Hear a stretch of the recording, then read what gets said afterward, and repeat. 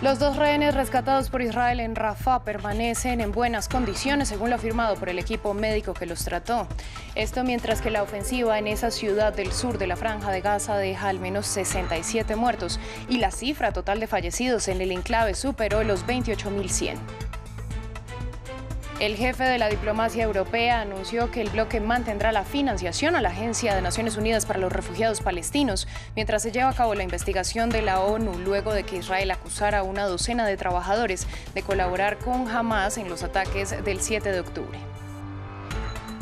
El canciller de Alemania, Olaf Scholz, criticó las declaraciones de Donald Trump en las que advirtió que no protegería a los países de la OTAN que deban pagos a la defensa común de eventuales ataques rusos.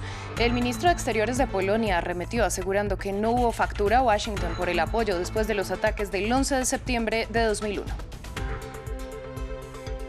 Buenas tardes para todos, bienvenidos a esta emisión de Noticias en France 24. Soy Valentina Torres Sánchez.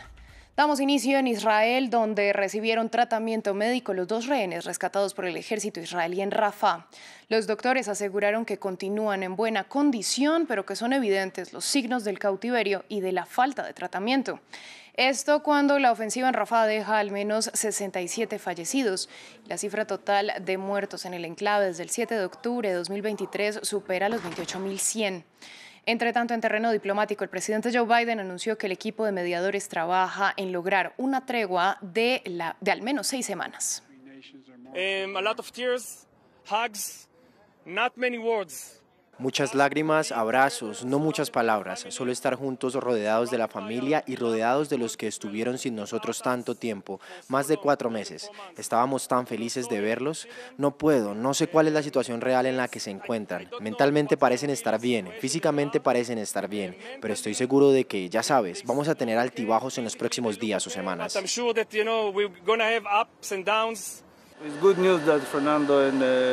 Es una buena noticia que Fernando y Luis hayan vuelto a nuestra vida. Están vivos, están sanos según tengo entendido.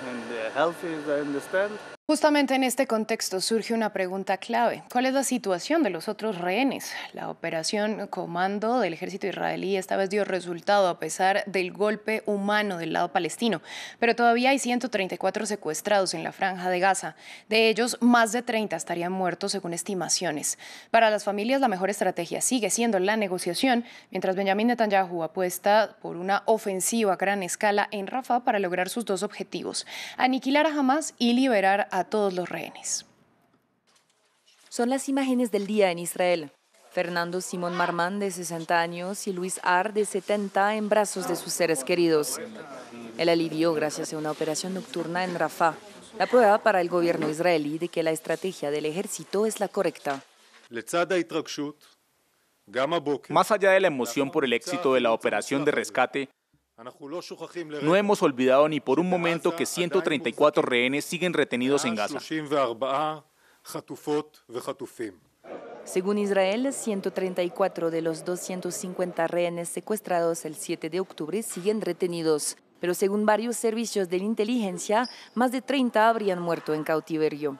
El lunes, Hamas indicó que 3 rehenes murieron después de ser heridos gravemente por ataques israelíes la semana pasada.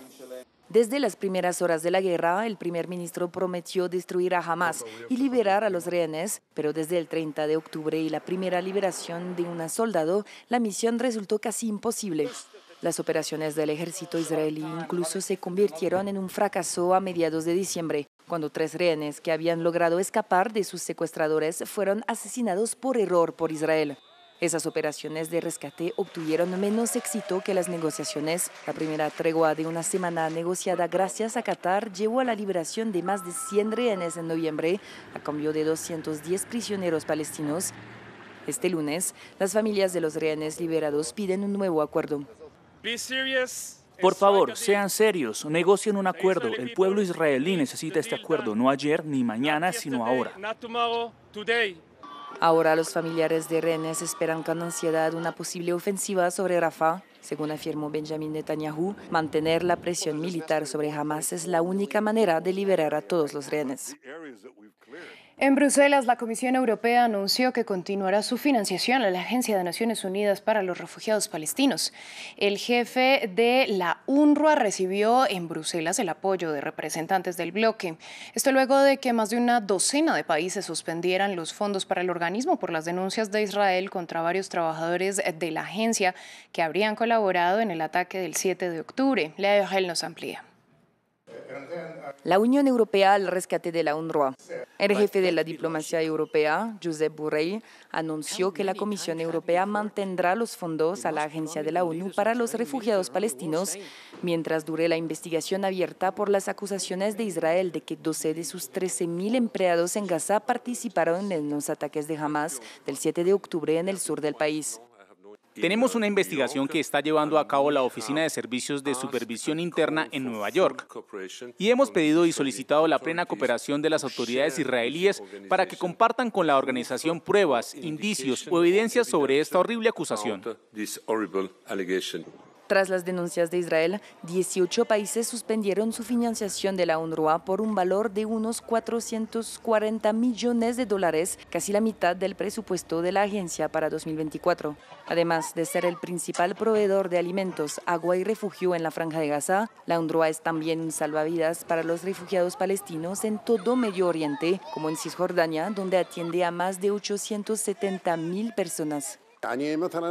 Cortar la ayuda perjudicará a mucha gente, no solo a mí. Por ejemplo, los tratamientos. Hoy en día hay muchas enfermedades y otras cosas, así que necesitamos servicios sanitarios y educación. Esto es muy importante. Durante la conferencia de prensa, Josep Borrell también expresó su preocupación por la probabilidad de un inminente asalto terrestre israelí a la ciudad de Rafah, donde decenas de miles de civiles han huido para escapar de los combates, y sugirió que Estados Unidos debería suministrar menos armas a Israel si cree que se está matando a demasiados palestinos. Vamos con noticias de la guerra en Ucrania, porque este lunes se llevó a cabo el entierro de los 5 integrantes de una familia que perdieron la vida en medio de un ataque con drones lanzado por Rusia en la ciudad de Kharkiv. Se trató de un fiscal, su esposa y sus 3 hijos, que estuvieron entre los 7 asesinados en medio del bombardeo contra una estación de gasolina.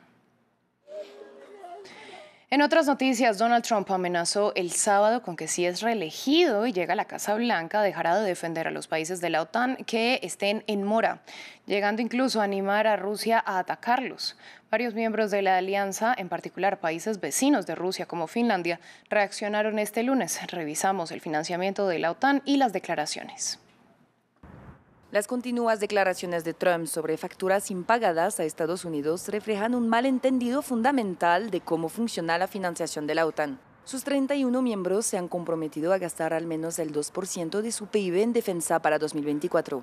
Pero eso es dinero gastado en su propia defensa, no son facturas pagadas a cualquier otro país. En la actualidad, Estados Unidos es el miembro de la OTAN que más gasta en defensa, con alrededor del 3,5% de su PIB. 10 otros han alcanzado el objetivo del 2% y los demás están cerca del umbral del 2% o dicen estar acercándose a esa marca. En virtud del artículo 5, los miembros de la OTAN han prometido acudir en ayuda de los demás si son atacados. Con la guerra en Ucrania, los comentarios de Trump han renovado los temores en Europa de que Estados Unidos sería un aliado poco fiable si Vladimir Putin decidiera invadir un país miembro de la OTAN. Estonia y Finlandia, 2 países vecinos de Rusia, llamaron a los integrantes de la alianza a invertir más en defensa. Creo que lo que dice el candidato presidencial en Estados Unidos también es algo que quizá despierte a los aliados que no han hecho tanto. Así que ojalá todos hagamos más colectivamente y seamos más fuertes juntos. Tenemos que asegurarnos de que en Europa nos ocupamos de nuestra parte en la OTAN. Finlandia, por supuesto, es un país que seguirá haciéndolo. Somos un proveedor de seguridad, no un consumidor de seguridad. El jefe de la OTAN, Jens Stoltenberg, dijo que esperaba que Estados Unidos permaneciera en la OTAN independientemente de quién ganara las elecciones en noviembre, pero la preocupación es que Trump trataría de retirarse de la alianza si es elegido para un segundo mandato, a pesar de que el Congreso de Estados Unidos ha tomado medidas recientemente para hacer más difícil que un presidente lo haga unilateralmente. En Colombia, el gobierno decretó la emergencia carcelaria en todo el país luego de una serie de ataques en varios centros penitenciarios que causaron la muerte de un guardia de seguridad en la ciudad de Cartagena. El sindicato de guardias penitenciarios había amenazado con declararse en huelga si no se tomaban medidas al respecto. El Ministerio de Defensa dijo que asignaría un fiscal especial para investigar el asesinato y otro para abordar el tema de extorsión y corrupción en estos centros. Fin del informativo, volvemos en breve.